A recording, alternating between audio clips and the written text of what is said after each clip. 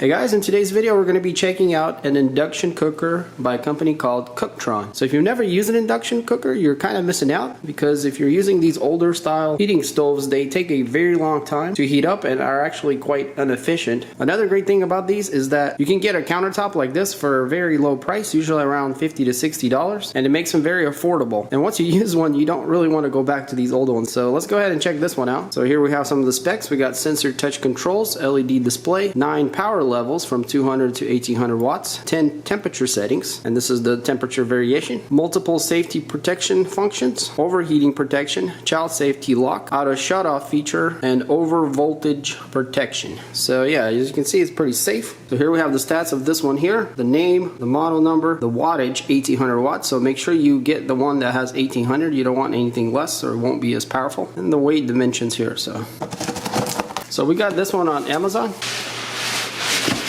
It is quite well packed with soft foam all around. And we can kind of see here what it looks like. So yeah, very well packed, even in this plastic bag here to protect it from dust and stuff. Alright, so we do have some instruction manual here, and that's going to kind of tell us how to operate it and what every button does there. You guys can see.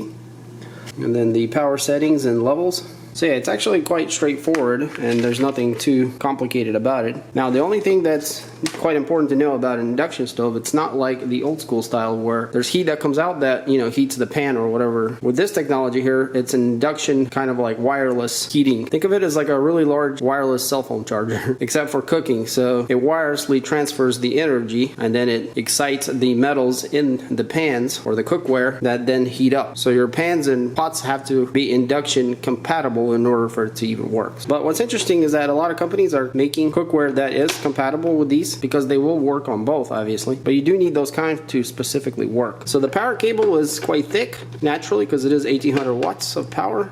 It is a decent length of about 3.5 feet or so, maybe up to 4. So the top is all glass. You got a circle here telling you where to set your cookware down into, and that's where the coil is behind this thing. So on the front here we have controls, on and off, function, plus minus. Guessing there's a display here. There's a lock button also here. Got a timer and a booster. That's interesting. So we have a silver finish all around. Looks pretty good if you like the style, I guess. Flipping around, we can see we got some feet here.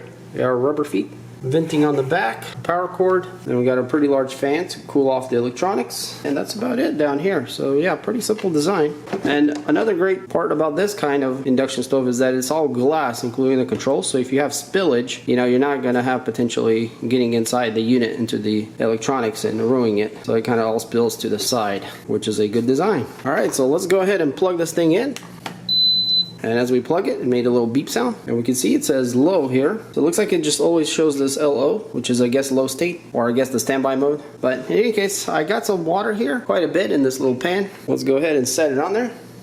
And if your pot or pan goes over this line, it's fine. It's just this is where the firing of the induction is. So, you know, if it's past that, you're just not going to get heat. You can't fit, you know, anything larger, but the heating will be concentrated within that circle. All right, so let's go ahead and click the on button. Let's see how things work here. So, okay, so it's on. So if we click on function, we can see that it starts it. So you do have to click that. So if you turn it on, it doesn't do anything until you activate it. But yeah, if we turn it on, we can see, click on function, it can do either temperature and go up and down.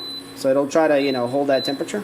Or we can do wattage. We normally use just wattage because it makes more sense to us. You know, we'll go all the way to cook fast, 1800. And then once we get to the desired temperature, then we'll just go down, and normally anywhere from, depending on what you're doing, around 800 to 1000, sometimes a little more, sometimes even less to like 600 or so. But yeah, you could use it either way. I find it a lot more intuitive to use the wattage instead of the temperature. So let's see what the boost function is. So for child lock, we can push the plus and minus together. Let's see if we can do that. Okay, so it is locked now. Okay, it has a little L there. To unlock it, same thing, you've got to hold it. There we go, now it's unlocked. Cool. I'm going to turn this down because we're going to do a test here in a second. So it does say here that, you know, after you turn it off, the fans will run for about a minute to keep cooling it. So if you hear fans running, it's fine. Which, by the way, they are running right now, and you can kind of hear them. It's not bad though. So after turning off the machine, there'll be an H for hot, and then the LO we saw for low. So that just tells you how hot the glass is so you don't accidentally touch it. There'll be like an H here. So here it talks about choosing the right kind of cookware, which has induction capabilities, and one way to check that if it is magnetic. But what we found is that some non-magnetic cookware also works. So, you know, just make sure it is induction compatible. Alright, so here we have booster. Okay, so it's like an initial start. It gives it all it's got for about a minute, and then it goes to normal heating. Alright, well that's cool. So let's go ahead and do a little test with this thing. I got my phone here. We're going to see how quick we can warm up this pan of water here. There is quite a bit in there, and you guys will see how quick it is with this kind of induction cooker. So let's go ahead and click on boost. So it started, and this is what it shows on boost. And we'll go ahead and start the timer here, and we'll see how quick this warms up. So I do have to make sure after it does get out of boost mode to go to the 1800 probably pretty quick. So, but yeah, I don't know if you guys can tell, but almost immediately you can see already stuff forming on the bottom there, little bubbles, and the water is starting to kind of get agitated. But we do have quite a bit of water here, so it's not going to be, you know, super quick obviously, but much quicker than this style here. So yeah, we got a minute here and not too much changing in the water. Actually, it's already pretty hot. Wow. Oh, okay, I didn't catch this, so I'm probably kind of messing up my test here. But yeah, just for that minute, the water is already very hot actually. Alright, so we're at 2 minutes, getting pretty close to boiling I think. I probably lost about 15-20 seconds not realizing why we were not on 1800. Alright, 3 minutes. We do have some activity, and we do have some steam coming up already. Maybe you guys can't really see that, but there's some steam coming up. So the water is hot. So I'm guessing within 5 minutes we should boil. Alright, 4 minutes. And I think we're getting really close to boiling now. So we should start boiling here within the 5-minute range. So it's almost 5 minutes. About 10 more seconds left, and we're definitely boiling already. The noise is starting to, I don't know if you guys can see in this camera. The water is pretty agitated.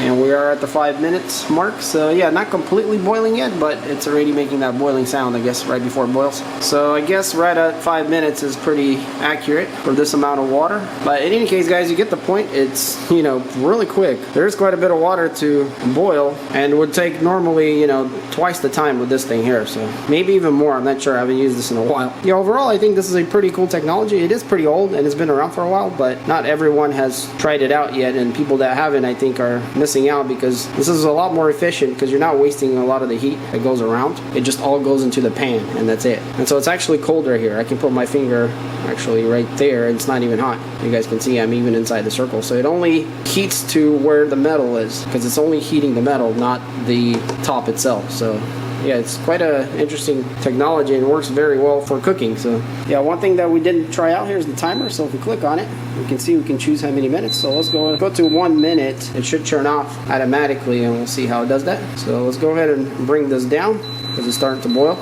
pretty hard.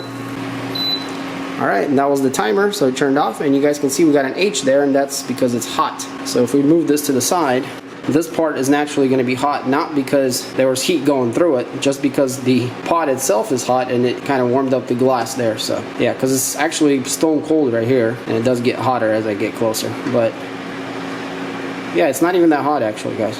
So yeah, this is a pretty cool little induction stove by Cooktron. Actually, I just realized there's no branding anywhere on here. So yeah, there's, you know, many different kinds with many different brands, and a lot of them are probably rebranded. So, and the fan just went off. Yeah, you know, anyone you buy, they're practically going to be the same, and I bet you most of them come out from the same factory too. So in any case, guys, if you want to pick up one for yourself, like this one or any other kind, I'll have some links in the description. Check it out. And if you did enjoy this video, then hit that like button. And if you want to see more videos like this and other things I do in this channel, then stay tuned. And as always, thanks for watching, and I'll catch you in the next one. Peace.